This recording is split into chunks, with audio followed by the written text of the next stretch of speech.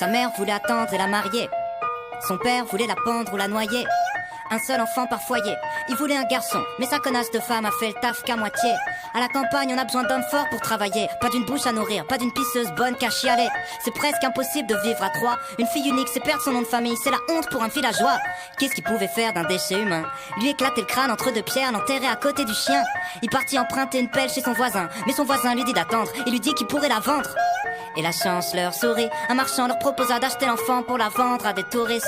Ils l'ont lâché pour environ un tiers de SMIC français. Le soir de son départ, mélancolique, sa mère chantait. Elle chantait.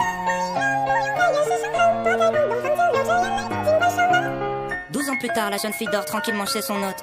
Son réveil, c'est un grand coup de pied dans les côtes. Son petit-déj, c'est du pain à la vapeur et de l'eau. Puis direction la salle des machines pour rejoindre les autres.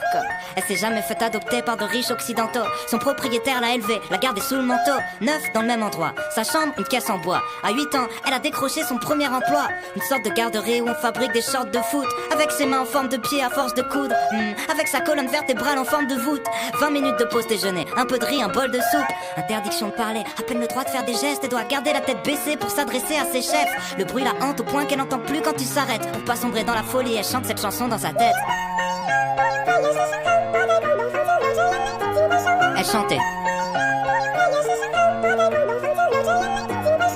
De retour dans son village natal après 10 années, en quête d'un cocon familial, à la recherche de son passé. Finalement, son maître lui a appris qui elle était vraiment, juste avant qu'il aille finir sa vie dans les geôles du gouvernement. Son usine s'était faite démanteler discrètement, la presse n'étant pas autorisée à couvrir l'événement. Bref, la plupart des gens du village avaient levé le camp, partis loin, ouvrir des restaurants ou divers magasins de vêtements. Pour les rejoindre à travers ça des océans, frôle à la mort, laissant son destin voguer au gré des vents. Sans personne, sans argent, sans carte d'identité. De toute façon, elle avait même pas de nom, à part la mendiante bridée. Après avoir contracté presque toutes les maladies, elle atterrit miraculeusement à Paris. Je rentrais chez moi après le travail à la tombée de la nuit. Quand nos regards se sont croisés, elle s'est approchée et m'a dit Excusez-moi, monsieur, porte clé 2 euros. Non, désolé, j'ai rien sur moi. Bonne soirée. Et je l'entends encore chanter. Elle chantait.